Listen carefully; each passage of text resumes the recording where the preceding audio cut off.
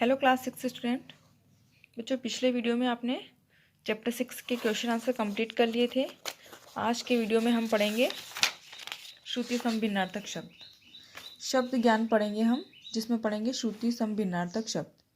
श्रुति सम भिन्नार्थक शब्द मतलब ऐसे शब्द जो सुनने में लगभग समान लगते हैं, परंतु उसमें लिखने और वर्तनी में और अर्थ में बहुत सारी असमानताएं होती हैं, जो भिन्न होते हैं। सुनने में लगभग समान लगते हैं लेकिन उनके अर्थ अलग अलग होते हैं।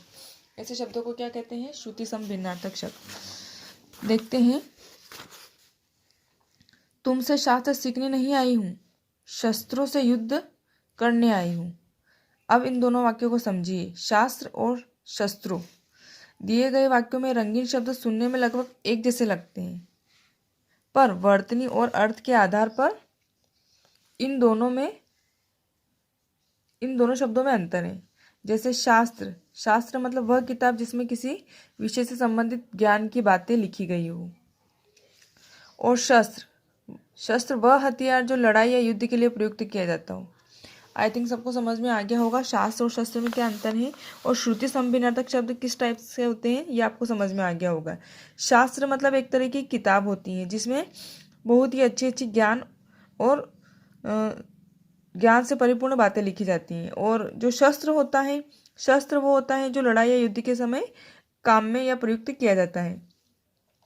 तो दोनों में ये अंतर है, शास्त्र और शस्त्र में। ठीक, लेकिन ये देखने में और सुनने में तो एक जैसे लग रहे हैं। शास्त्र और शस्त्र ज़्यादा डिफरेंस हमको नहीं लग रहा है, लेकिन इनके अर्थ हमेशा अलग होंगे। जैसे ऐसे शब्द जो सुनने में लगभग समान हो परंतु उनमें लेखन व अर्थ की भिन्नता हो, उन्हें श्रुति सम भिन्नार्थक शब्द कहते हैं। जैसे और भी उदाहरण यहाँ पे दे रखे हैं, तो आप ये उदाहरण पढ़ेंगे तो आपको आसानी से समझ में आ जाएगा। देखते हैं कुछ उदाहरण। श्रुति सम भिन्नार्थक शब्दों के अन्य उदाहरण पढ़िए। अचार और आचार। अचार मीन्स आम या आंवले का अचार, है ना। अचार जो होता है खाने का, अपने घर में सभी के घर में होता है अचार, वो अचार। और आचार मीन्स आचरण और व्यवहार। यहाँ पर आचार का मतलब क्या हो रहा है? जो अपना व्यवहार होता है, जो अपना आचरण होता है, उससे रिलेटेड है। ठीक, तो अचार और आचार में ये डिफरेंस है। ये है श्रुति सम भिन्नार्थक शब्द। फिर आधी और आंधी में क्या डिफरेंस है? आधी मतलब आधा भाग, आधा हिस्सा, और आंधी मतलब धूल भरी तेज, जो तेज हवा चलती है, आंधी तूफान आते हैं ना, वो वाली आंधी। असमान मीन्स जो बराबर न हो, असमान। और आसमान मीन्स आकाश। उधर मीन्स पेट, उधर मतलब उस तरफ। कुल मतलब सब, टोटल या वंश। और कुल मीन्स किनारा। इसमें देखो मात्राओं का डिफरेंस, इसमें छोटे ऊ की मात्रा लगी है तो सब हो गया, वंश हो गया। और कुल मीन्स किनारा, तट जिसको बोलते हैं। चर्म मीन्स चमड़ा, चरम मीन्स अंतिम। दीन मतलब दिवस, और दीन मतलब गरीब। अगर दिन में इधर से मात्रा आती है छोटी ई की तो दिवस होता है, और बड़ी ई की मात्रा से अगर दिन लगाएंगे तो क्या हो जाएगा? गरीब। शोक मतलब दुख, और शोक मतलब चाव। आया समझ में? स्त्री मतलब प्रेस, और स्त्री मीन्स महिला। आकर मीन्स आने के बाद या खान, और आकार मीन्स शक्ल। वात मीन्स वायु, और बात मीन्स वार्ता। शाम मीन्स संध्या, और श्याम मीन्स काला। आई होप स्टूडेंट आपको श्रुति सम भिन्नार्थक शब्द समझ में आ गए होंगे। अब देखो, आओ करें 5 में कोष्टक में दिए गए शब्दों की मदद से रिक्त स्थान भरिए। आपसी भेदभाव होने से स्वर्ग बन जाता है। ग्रह, है ना, यहाँ पर क्या आएगा? ग्रह स्वर्ग बन जाता है। ये वाला ग्रह नहीं, ये वाला ग्रह आएगा। उसके प्रथम आने पर घर में चारों खुशी की लहर दौड़ गई। और या और, ये वाला और मतलब और अधिक की बात हो रही, और मतलब ये तरफ, तो चारों तरफ खुशी की लहर दौड़ गई। उसने व्यक्ति की मदद की।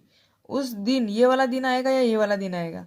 अभी मैंने आपको बताया था इसमें कि दिन, ये वाला जो दिन छोटी की मात्रा वाला दिन आता है, ये दिन, और ये वाला दिन का मतलब होता है गरीब।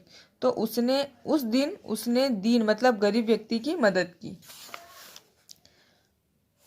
आसमान कभी किसी के ऊपर असमान बारिश नहीं करता। मतलब आसमान मतलब ये जो आसमान, गगन, आकाश की बात हो रही है, वो किसी के ऊपर असमान मतलब असमान रूप से बारिश नहीं करता, सभी समान रूप से बारिश करता है। खाने पीने में सावधानी न बरतने से उदर खराब हो जाता है। इसमें उधर या उधर, तो उधर मतलब उस तरफ की बात नहीं हो रही, उधर मतलब पेट, है ना।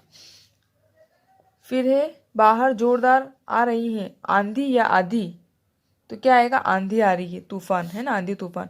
वह स्त्री घर चलाने के लिए स्त्री करने का कार्य करती है। स्त्री मतलब कोई भी महिला, वह जो महिला है वह घर चलाने के लिए स्त्री मतलब प्रेस करने का कार्य करती है ना।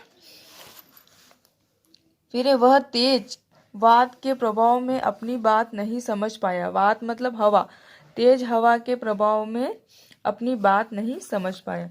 पिताजी की मृत्यु के बाद उसके घर में शोक का माहौल है। शोक मतलब वो जो शोक, खाने पीने का शोक या पहनने ओढ़ने का शोक, वो वाला शोक नहीं। शोक मतलब दुख। पिताजी की मृत्यु के बाद उसके घर में दुखी का माहौल है, उदासी का माहौल है मतलब। फिर आओ करें 6, वाक्यों में आए समश्रुति भिन्नार्थक शब्दों को पहचान कर उनके अर्थ लिखिए। मेरी अली ने अली को पकड़ लिया। मेरी अली, अली कौन, अली मीन्स सहेली, ने अली को पकड़ लिया। अली मतलब भौरा। अब ये वाली अली इधर से माता लगी है बड़ी की तो सहेली, और छोटी की माता लगी तो इसका क्या अर्थ हो गया, भौरा या भौरे। वह अचला पर रहकर अचल देखना पसंद करती है। अचला मतलब पृथ्वी है ना, अचला का मतलब क्या होता है, पृथ्वी, धरती।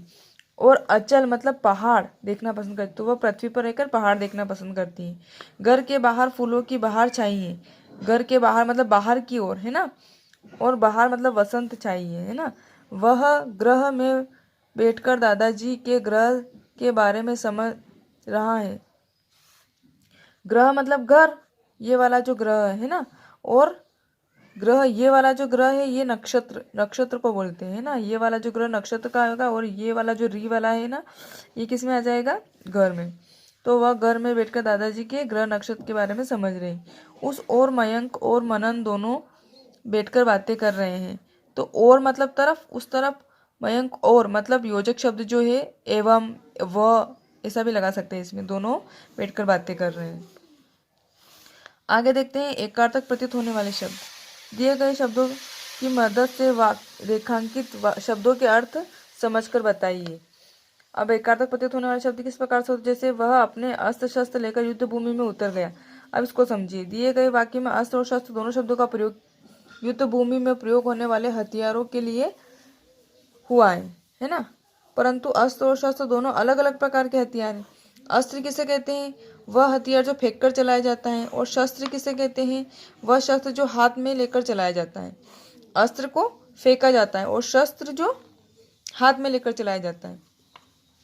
ऐसे शब्द जो समानार्थी लगते हैं पर वास्तव में उनके अर्थ अलग अलग होते हैं, उन्हें एकार्थक प्रतीत होने वाले शब्द कहते हैं। ये जिनके पास बुक है, जिन भी स्टूडेंट के पास एकार्थक प्रतीत होने वाले शब्दों के बहुत सारे उदाहरण दे रखे हैं, ये आप इनको पढ़िएगा और अच्छे से समझिएगा। जैसे अबला मतलब कोई भी साधारण स्त्री या औरत को अपन अबला बोलते हैं, और दुर्लभ किसको बोलते हैं, जो शारीरिक रूप से कमजोर स्त्री होती है उसको दुर्बल बोलते हैं। जैसे पत्नी, पत्नी मतलब एक पुरुष की विवाहिता जो स्त्री होती है उसको अपन पत्नी बोलते हैं। और स्त्री किसको बोलते हैं, कोई भी महिला XYZ है ना।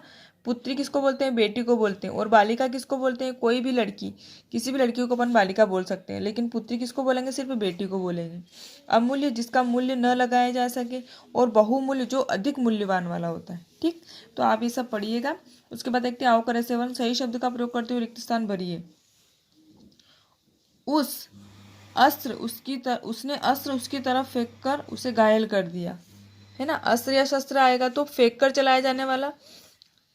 उसने अस्त्र उसकी तरफ फेंक कर उसे घायल कर दिया। उसने शस्त्र के ऊपर वार किया है ना। वह मास्टर जी की पुत्री है। वह बालिका बहुत प्यारी है। ठीक, वह प्रतिदिन अपने माता पिता को प्रणाम करता है। वह अपने साथियों व अपने छोटों को मिलते ही नमस्ते कहता है। तो देखो, माता पिता को प्रणाम किया जाता है और साथियों को क्या, नमस्ते कहा जाता है। उसमें प्रत्येक कार्य करने का उत्साह है, साहस नहीं उत्साह आएगा है ना। समय व संसाधन का अभाव ही उसके साहस को कम नहीं करता। दादी की दी गई घड़ी उसके लिए अमूल्य उपहार है। उसने गले में बहुमूल्य हार पहना है।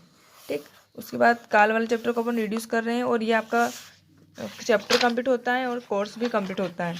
ठीक है, इसके बाद अपन करेंगे रिवीजन, स्टार्ट करेंगे। ओके।